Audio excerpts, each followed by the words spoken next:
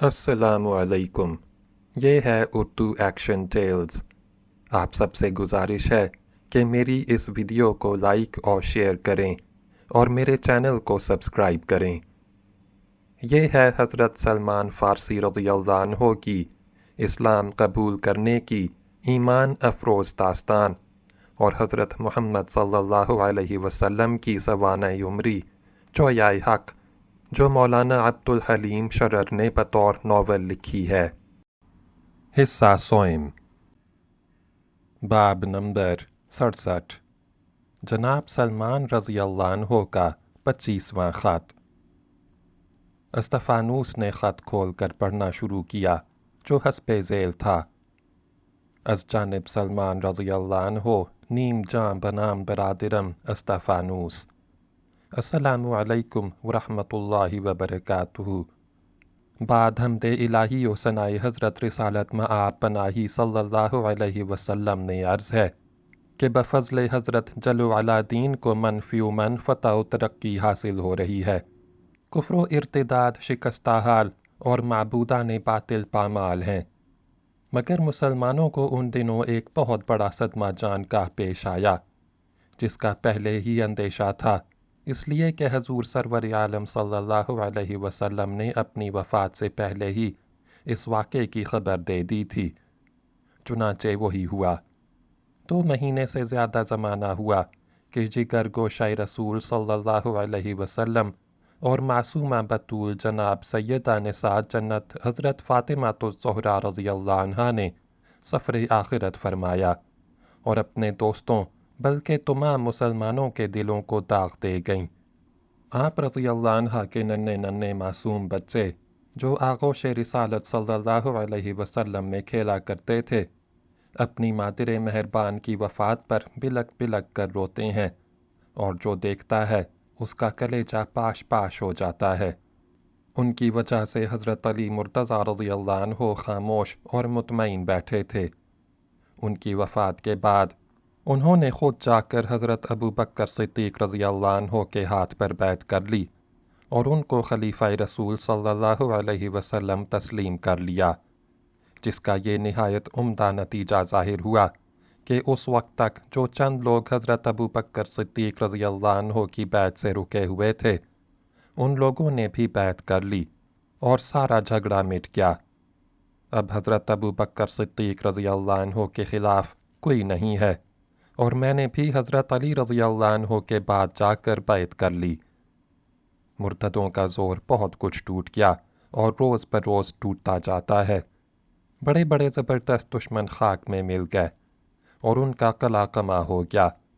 صرف چند منتشر قبائل باقی رہ گئے ہیں، وہ بھی عنقریب مطیع ہو جائیں گے، اس لیے کہ حضرت ابو بکر صدیق رضی اللہ عنہ کے استقلال نے تمام مخالفتوں پر فتح پائی۔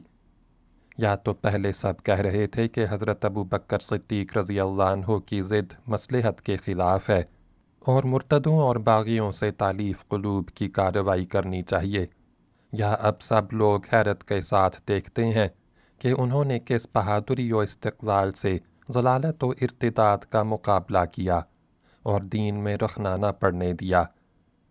اب میں ان تمام واقعات کو ترتیب سے بیان کرتا ہوں جن کا سلسلہ پہلے خطوط میں ناتمام رہا تھا۔ طلحہ کی نسبت میں نے بتایا تھا کہ وہ شکست کھاتے ہی بھاگ کر حدود شام میں ہو رہا تھا۔ اب معتبر ذرائع سے معلوم ہوا ہے کہ وہ حدود شام ہی پر ہے، بنی کلب میں ٹھہرا ہوا ہے، اور جب اسے خبر پہنچی کہ قبائل بنی اسد و بنی غطفان مسلمان ہو گئے تو اس نے بھی کفر و طغیان سے توبہ کر کے دین اسلام قبول کر لیا۔ اس کے رفقا میں سے عینیہ بن حسین کو گرفتار کر کے حضرت ابو بکر صدیق رضی اللہ عنہ کے سامنے لایا گیا۔ جس وقت اس کی مشقیں کسی ہوئی تھیں اور مدینے کی گلیوں میں گزر رہا تھا تو لڑکے چلا چلا کر کہتے، دشمن خدا، تو ایمان لانے کے بعد کافر ہو گیا؟ وہ بار بار اس کے جواب میں کہتا، خدا کی قسم، میں ایک لمحے کے لیے بھی کبھی اس سے پہلے خدا پر ایمان نہیں لایا تھا۔ اس کے بعد حضرت ابو بکر صدیق رضی اللہ عنہ کے سامنے جب اس نے توبہ کی اور اظہار اسلام کیا تو انہوں نے اس کا قصور معاف کر دیا۔ مدیہ نبوت سجاہ تمیمہ کے چلے جانے کے بعد جب خالد رضی اللہ عنہ بن ولید یمامہ کے قریب جا پہنچے تو ان تمام لوگوں نے جو سجاہ کے دین میں داخل ہوئے تھے اس سے برگشتہ ہو کر اسلام قبول کرنا شروع کر دیا۔ یہ حالت دیکھ کر مالک بن نویرہ بہت پریشان ہوا، اپنے کیے پر پچھتایا اور حیران تھا کہ کیا کرے۔ وکیع و سمعہ بھی اپنی غلطی پر متنبہ ہوئے اور فوراً انہوں نے نیک دلی سے ایمان قبول کر لیا اور اپنی قوم سے زکوٰۃ کی رقم وصول کر کے خالد رضی اللہ عنہ کی خدمت میں حاضر ہوئے۔ یہ وہ وقت تھا جب کہ خالد رضی اللہ عنہ بنی فزارہ، بنی غطفان، بنی اسد اور بنی طے کا فتنہ مٹا کر بطح کی طرف جا رہے تھے۔ مالک بن نویرہ بطح ہی میں تھے اور ایک گو مگو کے عالم نے پڑا ہوا تھا۔ اس موقع پر خالد رضی اللہ عنہ کے لشکر میں ایک نازک جھگڑا پیدا ہوا۔ ان کے ساتھ انصار کا بہت بڑا گروہ تھا۔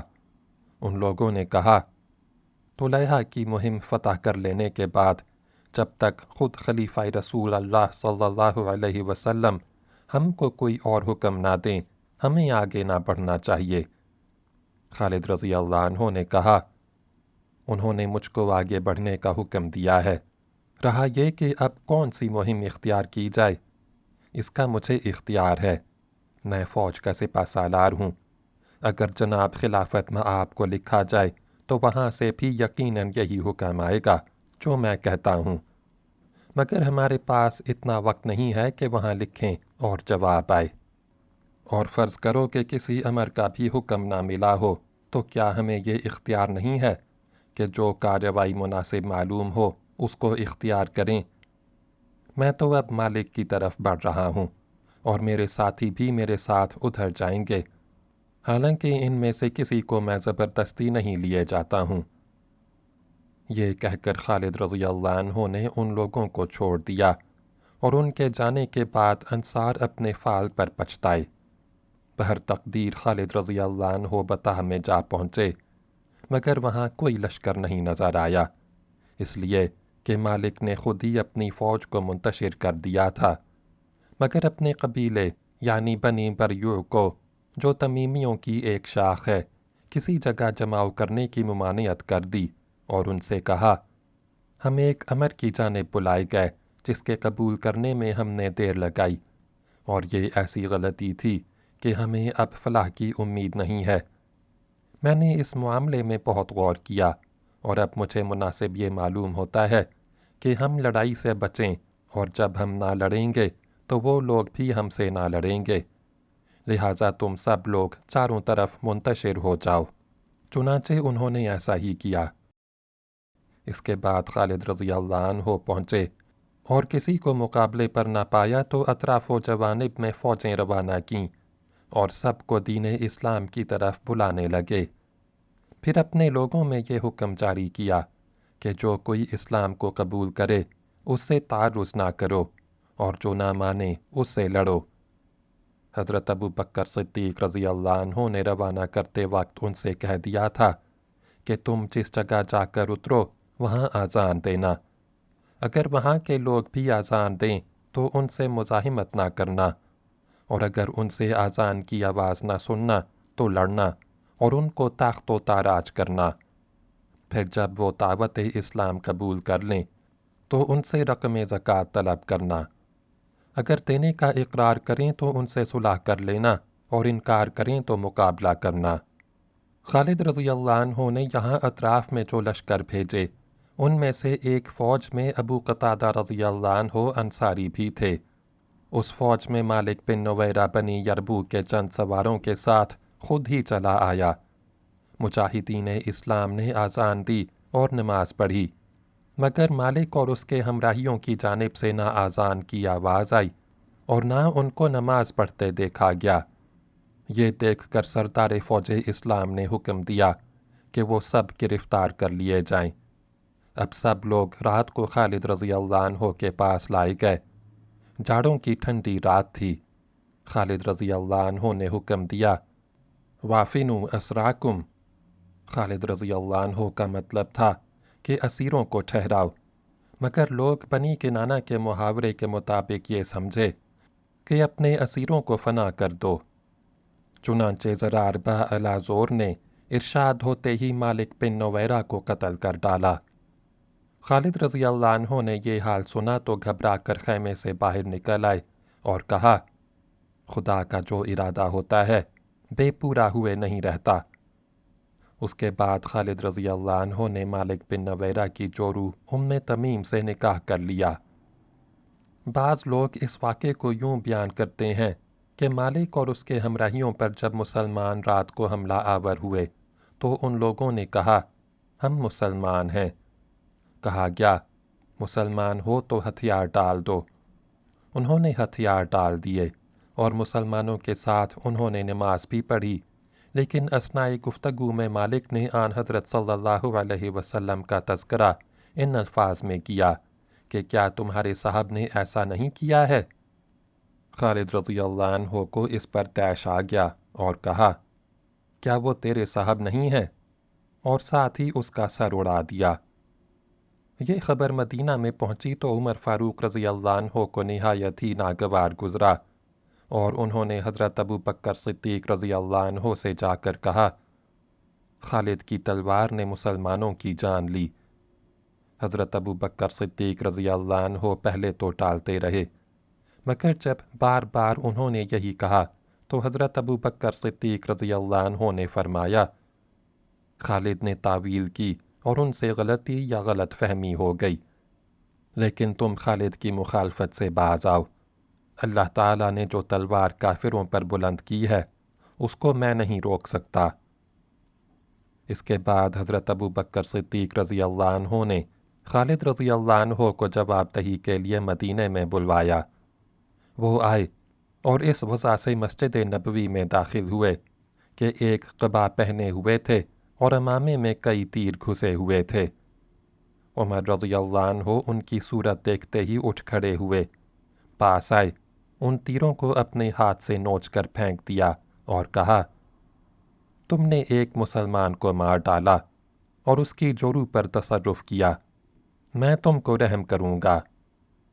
खालिद रज़ी अल्लाह अन्हु ने इसका जवाब ना दिया, मगर दिल में यही ख्याल था कि यही राय जो मेरी निस्बत उमर रज़ी अल्लाह अन्हु की है, हज़रत अबू बकर सिद्दीक़ रज़ी अल्लाह अन्हु की भी होगी। दौड़ते हुए हज़रत अबू बकर सिद्दीक़ रज़ी अल्लाह अन्हु के सामने गए, मगर जब वहाँ पहुँचकर सारी सरगुज़श्त बयान की और माज़रत ख़्वाह हुए तो हज़रत अबू बकर सिद्दीक़ रज़ी अल्लाह अन्हु ने उनका उज़र कबूल कर लिया और कसूर माफ़ किया, लेकिन उस निकाह पर उनको सरजनिश की जिसको अहले अरब जंग के ज़माने में बकराहत गवारा करते थे। दरबार सिद्दीकी से मुतमईन होकर खालिद रज़ी अल्लाह अन्हु बाहर निकले तो उमर फ़ारूक रज़ी अल्लाह अन्हु को सामने बैठे देख कर बुलाया। वो उन चश्म अबरू से समझ गए कि खलीफा रसूलुल्लाह सल्लल्लाहु अलैहि वसल्लम ने उनका उज़र कबूल कर लिया है, इसलिए कुछ ना बोले और खामोश बैठे रहे। इसके बाद मालिक बिन नवैरा का भाई अपने भाई का खून बहा वसूल करने को मदीने में आया और दरख्वास्त की कि उसकी कौम के असीर छोड़ दिए जाएं। हज़रत सिद्दीक़ रज़ी अल्लाह अन्हु ने सबको छोड़ दिया और ख़ज़ाना खिलाफत से खून बहा की रकम अदा कर दी। अब हज़रत अबू बकर सिद्दीक़ रज़ी अल्लाह अन्हु ने खालिद रज़ी अल्लाह अन्हु बिन वलीद को बुलाकर कहा, अब तुम यमामा में हिजर की तरफ जाओ और मुसैलमा कज़्ज़ाब के फितने को दूर करो जिसने बड़ी आफत मचा रखी है। इससे पहले हज़रत अबू बकर सिद्दीक़ रज़ी अल्लाह अन्हु ने उसके मुकाबले में आगे अकरमा रज़ी अल्लाह अन्हु बिन अबी जहल को और उनके पीछे शर्जील रज़ी अल्लाह अन्हु बिन हसना को रवाना किया था। अकरमा रज़ी अल्लाह अन्हु जल्दी जल्दी कूच करके मुसलमा के मुकाबले पर पहुँच गए, फ़ौरन लड़ाई शुरू कर दी और उस लड़ाई में शिकस्त खाई। शर्जील रज़ी अल्लाह अन्हु ये हाल सुनकर रास्ते ही में ठहर गए और अकरमा रज़ी अल्लाह अन्हु ने अपनी शिकस्त का हाल दरबार खिलाफत में लिखा। हज़रत अबू बकर सिद्दीक़ रज़ी अल्लाह अन्हु ने फ़ौरन जवाब लिखा कि ख़बरदार वहाँ से वापस ना चले आना, ورنہ لوگوں کے دل کمزور پڑ جائیں گے۔ تم مسیلمہ کو چھوڑ کر حذیفہ اور ارفجہ کی طرف چلے جاؤ اور اہل عمان و مہرہ سے مقابلہ کرو، پھر اس کے بعد یمن کی طرف کوچ کر کے یمن و حضرموت میں مہاجر رضی اللہ عنہ سے جا ملنا۔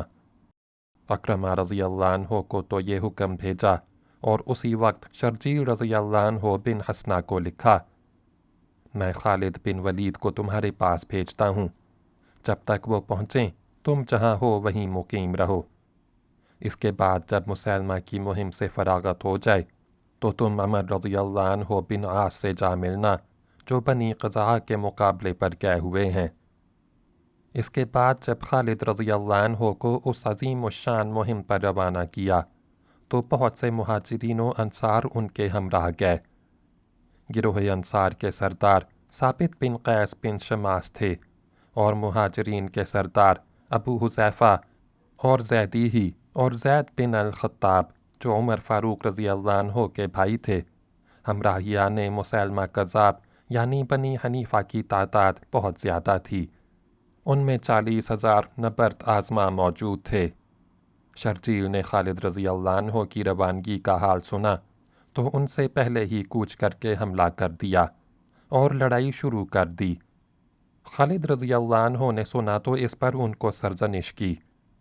ادھر حضرت ابو بکر صدیق رضی اللہ عنہ نے یہ انتظام کیا کہ خالد رضی اللہ عنہ کے بعد ان کی کمک کے لیے سلید کو بھی ایک لشکر کے ساتھ روانہ کر دیا تاکہ کسی کو اس کا موقع نہ ملے کہ خالد رضی اللہ عنہ کی پشت کی طرف سے آ کر ان پر حملہ کرے۔ حضرت ابو بکر صدیق رضی اللہ عنہ کا معمول ہے کہ اہل بدر کو لڑائی پر بہت کم بھیجتے ہیں اور اکثر کہا کرتے ہیں کہ خدا ان کے اسلحے کی نسبت ان کے اعمال خیر کی برکت سے ہماری زیادہ مدد کیا کرتا ہے، مگر عمر فاروق رضی اللہ عنہ اس کے خلاف ہیں۔ ان کی رائے ہے کہ شرکائے غزوہ بدر ہی یا ساکر اسلام کے سپہ سالار مقرر کیے جایا کریں۔ مسیلمہ نے دعوت نبوت کر کے اپنی چالاکیوں اور کرشمہ سازیوں سے عجب آفت مچا رکھی تھی۔ سجاہ کے لشکر عظیم اور بنی تمیم کی زبردست بلا کو اس نے جس چالاکی سے دور کیا اس کا حال میں آپ کو بتا ہی چکا ہوں۔ اس نے مؤذن اور تکبیر کہنے والے سب مقرر کر رکھے تھے۔ عبداللہ بن نواحہ مؤذن تھا، حجیر بن عمیر تکبیر کہا کرتا تھا۔ وہ تکبیر میں کہتا، اشہدو ان مسیلمہ یزعم انہ رسول اللہ، یعنی میں اقرار کرتا ہوں کہ مسیلمہ کے خیال میں ہے کہ وہ خدا کا رسول ہے۔ یہ سن کر مسیلمہ نے اس سے کہا، فصاحت کو ذرا زیادہ دخل دیا کرو اور صاف صاف کیوں نہیں کہتے کہ میں رسول اللہ ہوں، شک میں بھلائی نہیں ہے۔ وہ حضور سرور عالم صلی اللہ علیہ وسلم کے جو واقعات سن لیتا خود بھی ان کی نقل کرنے لگتا، مگر اکثر انجام الٹا ہوا کرتا۔ اس نے سنا کہ حضور صلی اللہ علیہ وسلم کے کلی کر دینے سے پانی کا چشمہ جاری ہو گیا تھا۔ ان معتقدوں کے کنوؤں میں جا کر کلی کی، نتیجہ یہ ہوا کہ ان میں جتنا پانی تھا وہ بھی جاتا رہا۔ باغوں میں حضور ختم الانبیاء صلی اللہ علیہ وسلم کی طرح اپنے ہاتھ سے درخت بٹھائے مگر سب خشک ہو گئے۔ دو ایک بچوں کے منہ میں جناب رسول خدا صلی اللہ علیہ وسلم کی طرح اپنے منہ سے کچل کر خرمے ڈالے اور ان کے سروں پر ہاتھ پھیرا، مگر برکت یہ ظاہر ہوئی کہ ان کی زبانوں میں لکنت پیدا ہو گئی اور سر گنجے ہو گئے۔ ان کے ہمراہیوں میں ایک معزز شخص تھا، طلحہ نمیری۔ اس نے ایک دن آ کر اس سے کہا، اپنی نبوت کی کچھ شان تو بیان کیجئے۔ بولا، اندھیرے میں میرے پاس آنے والا یعنی فرشتہ آیا کرتا ہے۔ اس نے کہا، مجھے یقین ہے کہ تم بالکل جھوٹے ہو اور محمد صلی اللہ علیہ وسلم سچے ہیں، مگر اس کو کیا کروں کہ مجھے بنی ربیعہ کا جھوٹا نبی مضر کے سچے سے زیادہ عزیز ہے۔ مسیلمہ کے ہمراہیوں میں سب سے زیادہ مفسد و مقننی نہار الرجال بن عنفا نامی ایک شخص تھا۔ یہ پہلے حضور صلی اللہ علیہ وسلم کے رفقا میں تھا۔ آپ صلی اللہ علیہ وسلم کے ساتھ اس نے ہجرت کی تھی، قرآن کی تعلیم پائی تھی، دین میں بصیرت حاصل کی تھی، اور آپ صلی اللہ علیہ وسلم نے اس کو اپنی طرف سے معلم دین مقرر فرما کے اہل یمامہ میں بھیجا تھا۔ یہ مسلمہ کے فریب میں شریک ہو گیا اور تمام بنی حنیفہ میں کھڑے ہو کر شہادت دی۔ یہ مسلمہ کے فریب میں شریک ہو گیا اور تمام بنی حنیفہ میں کھڑے ہو کر شہادت دی کہ رسول اللہ صلی اللہ علیہ وسلم نے مسلمہ کو اپنے ساتھ نبوت میں شریک بنایا، جس کی وجہ سے بنی حنیفہ کے حق میں وہ ایک فتنہ عظیم بن گیا، اور مسلمہ کوئی کام بغیر اس سے مشورے کیے نہیں کرتا تھا۔ بہرحال خالد رضی اللہ عنہ بن ولید نے خاص اس کے علاقے میں مقامی اقربار میں پڑاؤ ڈالا۔ وہاں کے لوگ بھاگ بھاگ کر مسلمہ کے پاس پہنچے اور اسے لشکر اسلام کے آنے کی خبر کی، اور اس کی طرف سے ایک شریک و نامور سردار لجاع بن مرارہ تھوڑی فوج کے ساتھ نکلا اور بڑھ کر مسلمانوں کے قریب آیا۔ مسلمانوں نے اس کو اور اس کے تمام ہمراہیوں کو پکڑ لیا۔ ہمراہی جن کا شمار 40 سے 60 تک تھا قتل کر ڈالے گئے، مگر خود اس کو خالد رضی اللہ عنہ نے زندہ رہنے دیا اور پابائے زنجیر اپنے ساتھ اور اپنی محترم بیوی کی نگرانی اور حراست میں رکھا۔ اب مسلمہ نے خود مقابلے کا انتظام کیا، مال و اسباب کو لشکر کے پیچھے رکھا، اور اس کے بیٹے شرجیل بن مسلمہ نے بنی حنیفہ کو مجمع میں کھڑے ہو کر یہ غیرت اور جوش دلانے والی تقریر کی: لوگو، لڑو، آج غیرت کا دن ہے، شکست ہوئی تو تمہاری بیویاں اور بیٹیاں لونڈیاں بنیں گی، اور جن کے نکاح میں ہیں ان کے پہلو سے نکل کر دوسروں کی حرمیں ہو جائیں گی، لہٰذا اپنے نسب کو یاد کرو اور اپنی عورتوں کو بچاؤ۔ بہرحال بنی حنیفہ جوش و خروش سے آئے اور لڑائی چھڑ گئی۔ اب نہایت ہی جوش و خروش سے لڑائی ہو رہی تھی، حق و باطل پوری قوت سے لڑ رہے تھے اور کوئی ہٹنے کا نام نہ لیتا تھا۔ بنی حنیفہ کی طرف سے سب سے پہلا حملہ نہار الرجال نے کیا اور کمال پامردی سے مسلمانوں کی صفوں میں گھس پڑا، مگر حضرت عمر رضی اللہ عنہ کے بھائی زید رضی اللہ عنہ بن الخطاب نے مقابل ہو کر اس کا کام تمام کر دیا۔ نہار الرجال کے مارے جانے کے بعد مسلمہ کے لوگ اور زیادہ سربکف ہو کر لڑنے لگے۔ اب دونوں طرف کی فوجیں ایک دوسرے میں مل گئی تھیں اور کشتوں کے پشتے لگ گئے تھے۔ اتنے میں بنی حنیفہ نے اس زور سے حملہ کیا کہ مسلمانوں کے قدم اکھڑ گئے۔ سرداروں نے ہزار روکا، سنبھالا، مگر کوئی تدبیر کارگر نہ ہوتی تھی۔ مہاجرین کے علم بردار عبداللہ بن حقص شہید ہو گئے۔ تب ابو حذیفہ کے غلام سالم نے بڑھ کر جھنڈا اپنے ہاتھ میں اٹھا لیا۔ لوگوں نے کہا، جھنڈا تو اٹھا لیا ہے، مگر تم بھی مارے جاؤ گے۔ انہوں نے کہا، اگر میں مارے جانے سے ڈرتا ہوں تو بہت ہی برا حامل قرآن ہوں، مگر باوجود افسران اسلام کی ان جان بازیوں کے مسلمان برابر پیچھے ہٹتے اور بھاگتے چلے جاتے تھے۔ اس وقت بنی حنیفہ نے موقع پا کر خاص خالد رضی اللہ عنہ بن ولید کے خیمے پر حملہ کیا کہ اپنے قیدی سردار مجاع کو چھڑا لیں۔ دشمنوں کی یورش دیکھ کر خود خالد رضی اللہ عنہ کو خیمہ چھوڑ کر ہٹ جانا پڑا، اور وہ لوگ مجاع کے پاس پہنچ گئے، جہاں خالد رضی اللہ عنہ کی محترم بیوی بھی موجود تھیں۔ حملہ آوروں نے ارادہ کیا کہ اس نیک خاتون کو مار ڈالیں، مگر مجاع نے اپنی شرافت نفس سے ان کو روکا اور کہا، ان کا میں ذمہ دار ہوں اور تم کو فقط مردوں سے تعلق رکھنا چاہیے، عورتوں کو قتل کرنا مردانگی نہیں ہے۔ اس کے بعد ان لوگوں نے خالد رضی اللہ عنہ کا خیمہ تنابیں کاٹ کر گرا دیا۔ اتنے میں مسلمانوں نے مرتب ہو کر پھر حملے شروع کیے، اور خالد رضی اللہ عنہ نے اس زور و شور سے حملہ کیا کہ بنی حنیفہ مجاع کو اسی طرح پابائے زنجیر چھوڑ کر بدحوازی کے ساتھ الٹے پھرے، اور خالد رضی اللہ عنہ ان کو بڑی دور تک پیچھے دھکیلتے چلے گئے۔ اب بنی حنیفہ نے پھر قدم جما لیا اور قیامت خیز لڑائی ہونے لگی۔ مسلمانوں کو ایسی سخت لڑائی اس سے پہلے کبھی نہیں پیش آئی تھی، اور سچ یہ ہے کہ صحابہ رسول صلی اللہ علیہ وسلم کو ایسے مصیبت و آزمائش کے دن سے کبھی سابقہ نہیں پڑا تھا۔ سب کے سب مضطر و سراسیمہ تھے اور بار بار درگاہ رب العزت میں ہاتھ اٹھا کر دعا کرتے تھے کہ خداوند اپنی توحید اور اپنے دین برحق کی مدد کر۔ میدان جنگ کی یہ حالت تھی کہ کسی وقت معلوم ہوتا کہ مسلمان شکست کھا کر بھاگا ہی چاہتے تھے، اور کسی وقت یہ نظر آتا کہ بنی حنیفہ میں اب دم نہیں رہا، پیٹھ دکھانے کو ہیں۔ اسی داروگیر میں لشکر مہاجرین کے دونوں سردار ابو حذیفہ رضی اللہ عنہ اور سعد رضی اللہ عنہ بن الخطاب شہید ہو گئے، اور ابو حذیفہ رضی اللہ عنہ کے غلام سالم رضی اللہ عنہ نے بھی فردوس بری کی راہ لی، جو مہاجروں کا علم بردار تھا۔ انصار کے سردار اور علم بردار ثابت رضی اللہ عنہ بھی واصل بحق ہوئے۔ مہاجرین و انصار دونوں میں سے بہت لوگ شہید ہوئے، اور لڑائی کا وہی رنگ تھا۔ دونوں جانب کے لوگ کثرت سے مارے گئے، اور کوئی نہ کہہ سکتا تھا کہ کون زیادہ خسارے میں ہے۔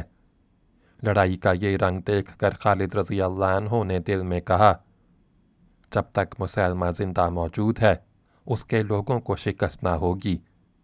یہ سوچتے ہی انہوں نے اپنے چند رفقا کے ساتھ سر ہتھیلیوں پر لے کر حملہ کیا، اور یا محمد صلی اللہ علیہ وسلم کے نعرے لگاتے ہوئے دشمنوں میں گھس پڑے۔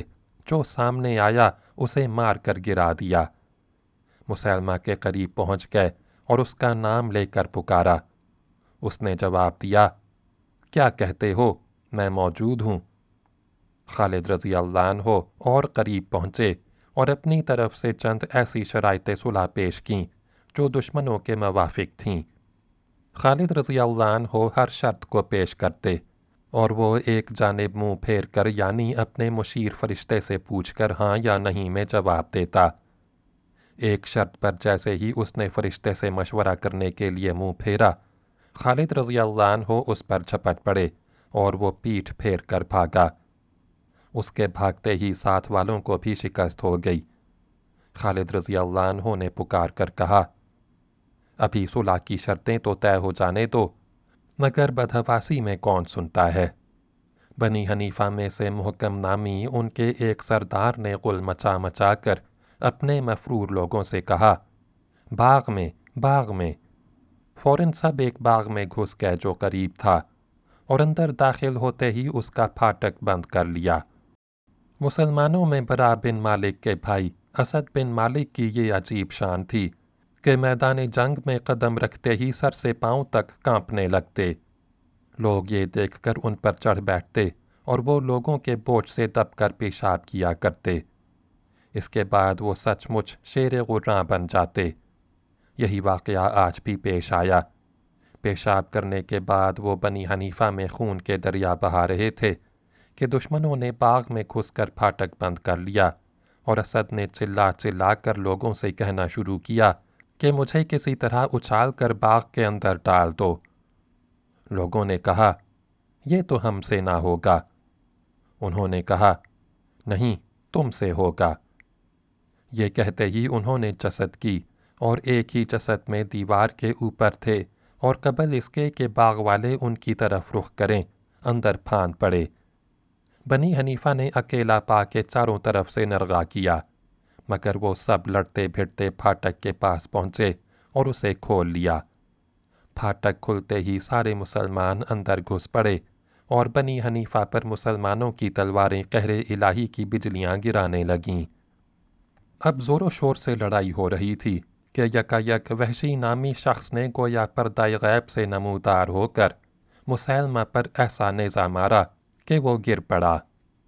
ساتھ ہی ایک انصاری بزرگ نے جو قریب کھڑے تھے بڑھ کر جوش کے ساتھ اس پر ایسی بھرپور تلوار ماری کہ اس کا خاتمہ ہو گیا۔ اتنے میں کسی نے جوش و خروش سے نعرہ مارا کہ غلام حبشی نے مسلمہ کو مار ڈالا، اور بنی حنیفہ اپنے پیغمبر کو خاک و خون میں غلطاں چھوڑ کر بھاگے۔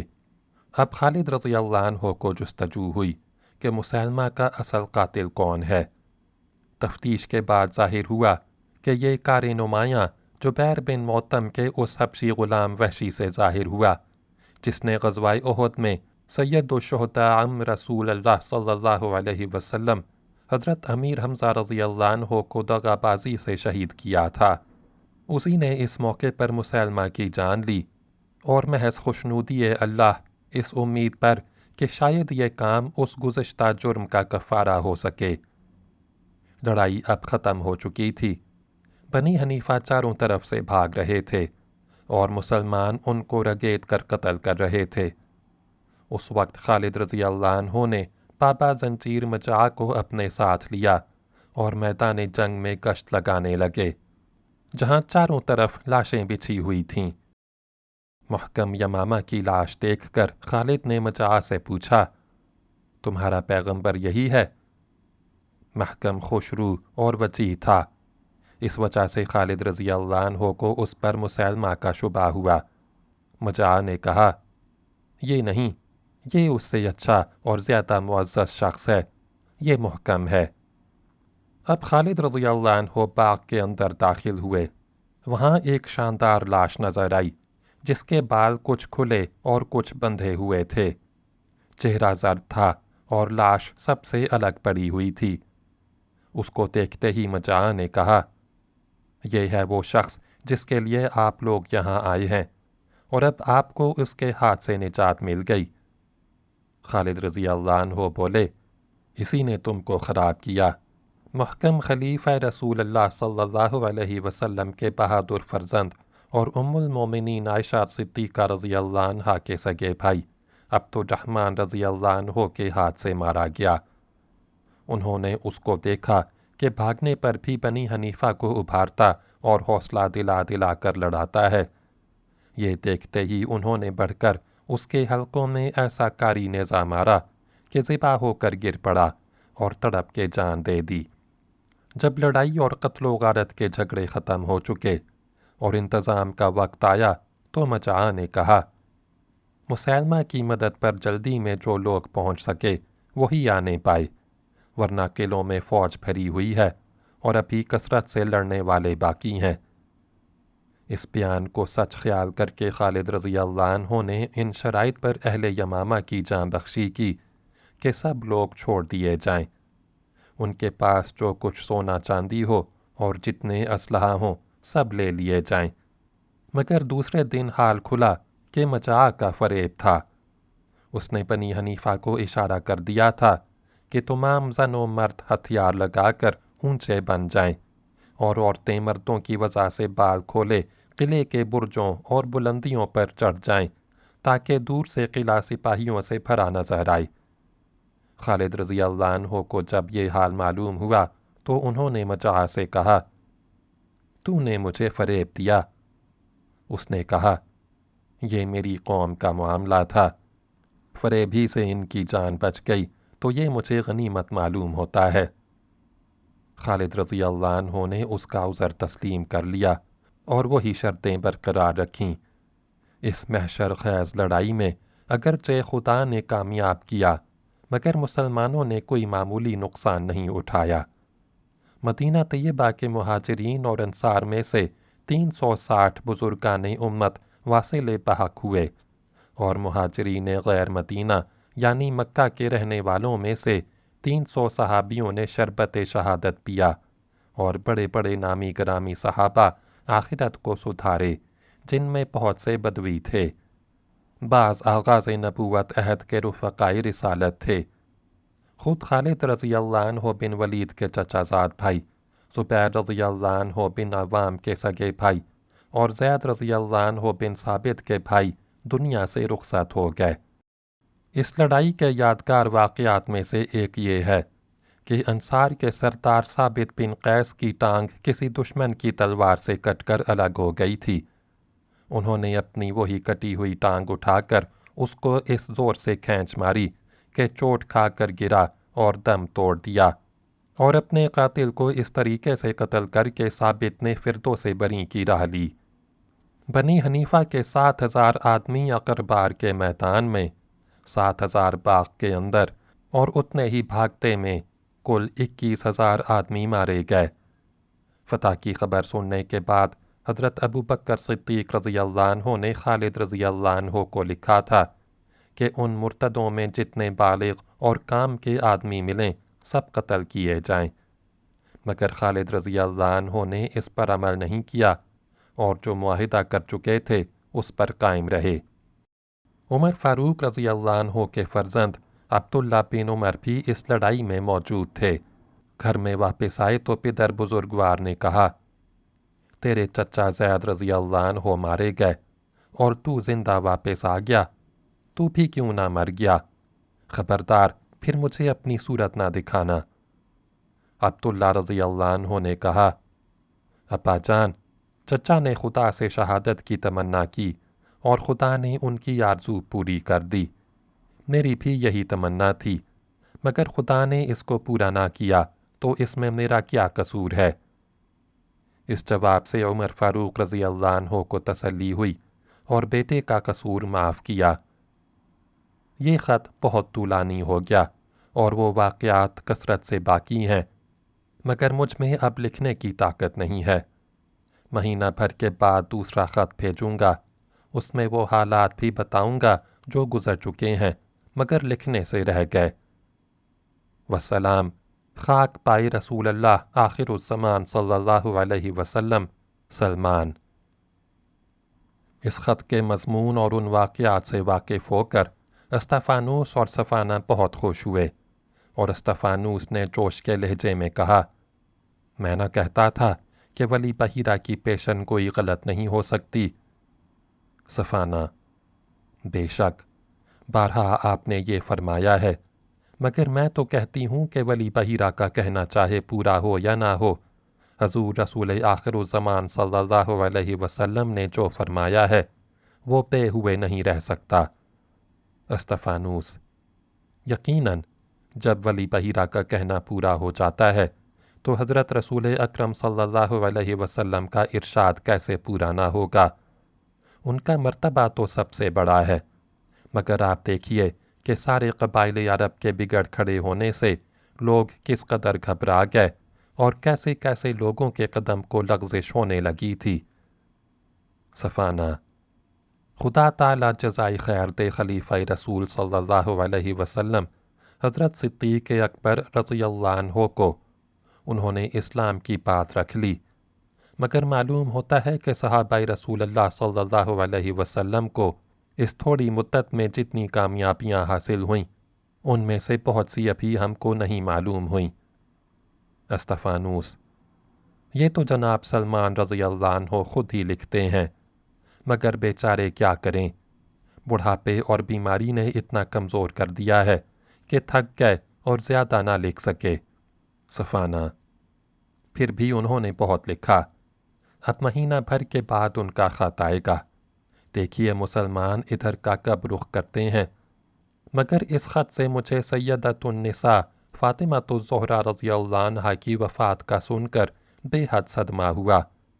ان کو اپنے پاس بلا کر خدا نے دنیا پر سے بہت بڑی برکت اٹھا لی، جنت کی عورتوں کی تو وہ سردار ہیں ہی، مگر افسوس دنیا کی مسلمان بیویوں کو بے سر کر گئیں۔ استفانوس، جس طرح قیامت تک مسلمانوں کو ان کی برکتوں سے محروم ہو جانے کا صدمہ نہ بھولے گا، اسی طرح یہ واقعہ بھی قیامت تک یاد رہے گا کہ ان کے شوہر حضرت علی مرتضیٰ رضی اللہ عنہ نے حضرت ابو بکر صدیق رضی اللہ عنہ کے ہاتھ پر بیعت کر کے ان کو خلیفہ برحق تسلیم کر لیا، اور اسلام کے لیے جو سب سے بڑا خطرہ اور اندیشہ تھا دور ہو گیا۔ صفانہ، حقیقت میں یہ بہت اچھا ہوا، اب ان لوگوں کو فتنہ انگیزی کا موقع نہ ملے گا جو حضرت علی رضی اللہ عنہ کو ابھار کر لڑانا اور اسلام کے اتحاد میں خلل انداز ہونا چاہتے تھے۔ خدا کرے اب مسلمانوں کو سرزمین عرب کے تمام جھگڑوں سے نجات مل جائے، اتحاد و یکجہتی کے ساتھ علم توحید ہاتھ میں لے کر عرب سے باہر نکلیں اور روم و عجم کی اصلاح کریں، جہاں باہمی تعصبات نے حق و باطل پر غالب کر رکھا ہے۔ ان باتوں کے بعد استفانوس اور اس کی خانقاہ والے اپنے کاموں میں مشغول ہو گئے، اور حضرت سلمان رضی اللہ عنہ کے بعد والے خط کے لیے دن گنے جانے لگے۔ اس اثنا میں بعض تائی مخبروں نے آ کر مسلمہ کی ہلاکت اور بنی طے اور بنی اسد کے پھر پیروئے اسلام ہونے کے واقعات شرح و پست سے بتائے، اور ان سے یہ بھی پتہ چلا کہ مرتد اور باغیان عرب کے بہت سے مفرورین ارض شام میں آ کر پناہ گزین ہوئے ہیں، خصوصاً شمالی عرب کے بنی غسان ان کو اپنے یہاں پناہ دے رہے ہیں، جو اب تک دین مسیحی اور سلطنت روم کی غلامی کا دم بھر رہے ہیں۔ اس کے ساتھ ہی یہ سن کر انہیں بڑا لطف آیا کہ طلحہ جو رسول خدا ہونے کا دعوے دار تھا، مسلمانوں سے شکست کھا کر بھاگا اور بنی کلب میں پناہ گزین تھا، وہ بنی اسد اور بنی طے کے پھر مسلمان ہونے کا حال سن کر مسلمان ہو گیا، اور اپنی وحیوں پر خط نسخ پھیر کر حضرت رسول آخر الزمان صلی اللہ علیہ وسلم کی وحیوں پر ایمان لایا ہے۔ آخر خدا کر کے مہینہ گزر گیا، اور ایک دن شام کو ایک تائی ناقہ سوار حضرت سلمان رضی اللہ عنہ کا 26واں خط لے کر آیا۔ نامہ پر کی صورت دیکھتے ہی اس کے آگے شوق کی آنکھیں بجھ گئیں۔ فوراً استفانوس نے اپنے حجرے سے نکل کر باکمال ادب و تعظیم سے اس کے ہاتھ سے خط لیا اور اسی وقت صفانہ کے پاس آ کر سنانا شروع کیا، جو حسب ذیل تھا۔